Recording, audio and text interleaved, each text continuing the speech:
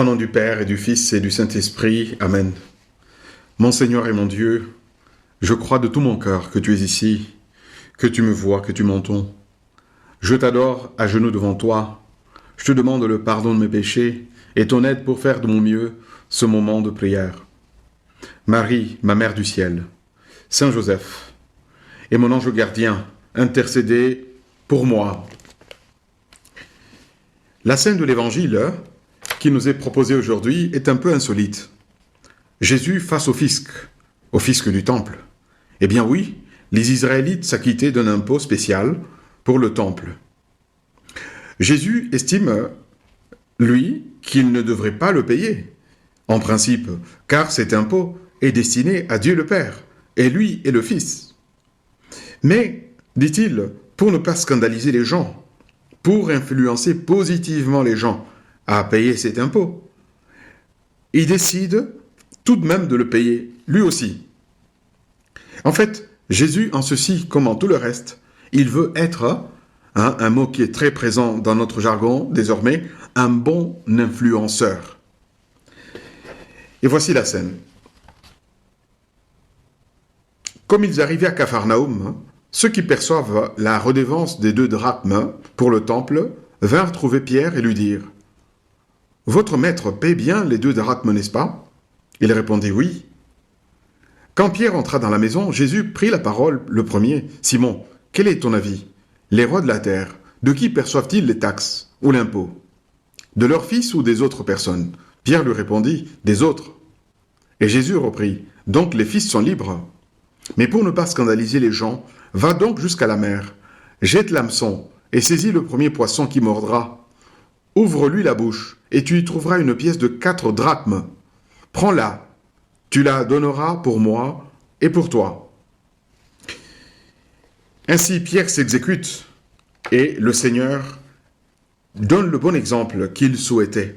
Jésus veut influencer positivement les gens. Le Seigneur avait une seule préoccupation, montrer aux hommes le chemin qui va vers le Père. Et alors même en cela, à une chose qui est facultative pour lui, il veut être un bon influenceur. Seigneur Jésus, chrétien que je suis, je dois aussi avoir ce souci. Essayer dans la mesure du possible d'influencer positivement les autres, de les édifier. D'accord, me diras-tu? Oui, tu me diras peut-être. Je ne suis pas meilleur que les autres. Pourquoi devrais-je m'exhiber en modèle? D'abord, il ne s'agit pas de faire la leçon à qui que ce soit, mais de nous laisser habiter par une saine ambition qui, du reste, est de l'apostolat. Construire un climat chrétien autour de nous. Ô Jésus, je suis conscient que la tentation de dissimuler ou de me dérober à ce devoir d'influencer positivement les autres existe. C'est si facile de faire comme tout le monde et de se laisser aller. En conclusion, bien que je ne sois pas meilleur que les autres, je peux quand même les influencer. Je peux apporter ma petite pierre à l'édification d'un environnement chrétien. Justement, parlons d'environnement avec Jésus, un sujet si actuel, n'est-ce pas? Aujourd'hui, et c'est bien de le constater, on est de plus en plus sensible à tout ce qui est geste d'assainissement de notre environnement. Partout, on parle de lutte contre la pollution. C'est un sujet qui est dans l'actualité. Partout, on parle de pollution atmosphérique. On organise des réunions, des colloques et des congrès pour envisager des stratégies pour assainir, un tant soit peu, notre milieu ambiant ou notre planète, préserver la fameuse couche d'ozone. À ceci, je dois dire avec reconnaissance que on doit reconnaître un signe de progrès, d'authentique progrès de notre humanité. On veut laisser aux générations futures un monde plus sain, et c'est très bien. Seigneur Jésus, le bon souci de semer le bon exemple n'a-t-il pas au fond le même désir d'assainir, d'influencer positivement notre habitat, qui n'est plus simplement un habitat physique, c'est l'habitat moral et spirituel, qui devient plus humain et plus chrétien. Jésus, en fait, a besoin d'influenceurs chrétiens dans ce sens. Ne le vois-tu pas?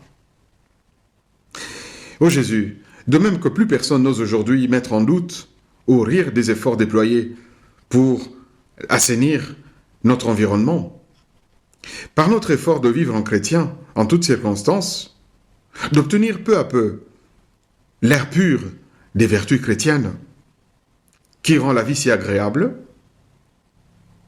la bonne nouvelle se répand, les hommes connaîtront Dieu, et petit à petit, le monde deviendra également plus humain, en étant plus chrétien. Tout comme une bonne hygiène de vie favorise la santé, tout le monde le sait.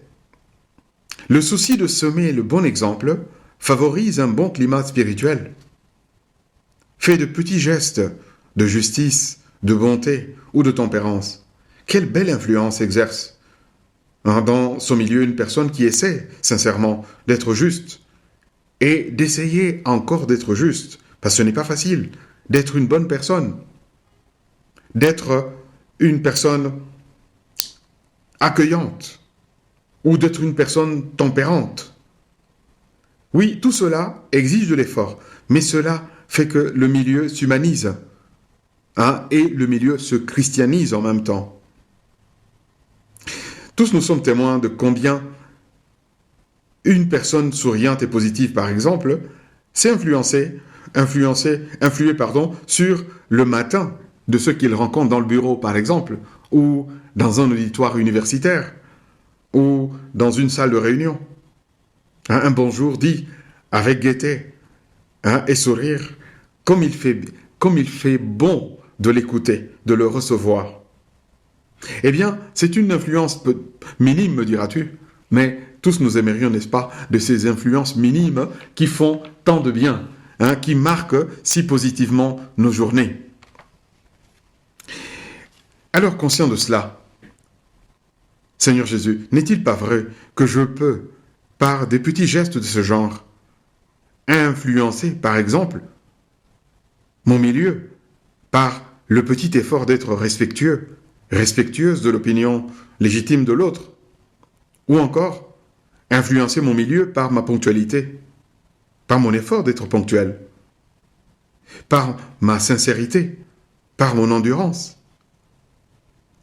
par mon sens des responsabilités, ou simplement par mon calme face aux petites contrariétés que comporte la vie.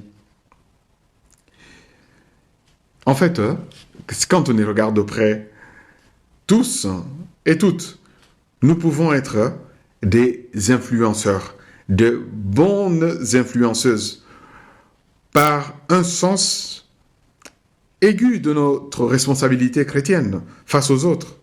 Le chrétien se sait responsable des autres. Le chrétien, en fait, désire le bien de l'autre.